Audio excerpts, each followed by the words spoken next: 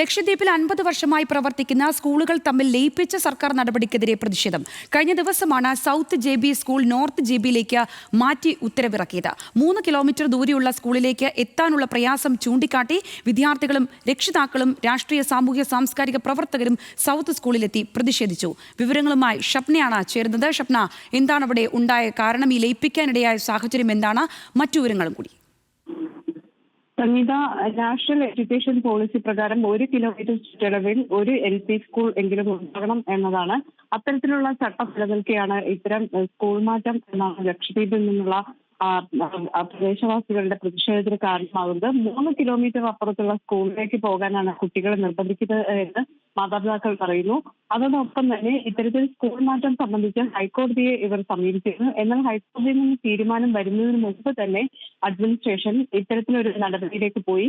ഇന്നലെയാണ് ലക്ഷദ്വീപിൽ അധ്യയന വർഷം ആരംഭിച്ചത്. അധ്യയന വർഷം ആരംഭിച്ചത് മുതൽ കുട്ടികളും അതോടൊപ്പം തന്നെ മാതാപിതാക്കളും പ്രതിഷേധത്തിലാണ്. ഇന്നലെയും ഇന്നും സ്കൂളിൽ പ്രതിഷേധം നടന്നു.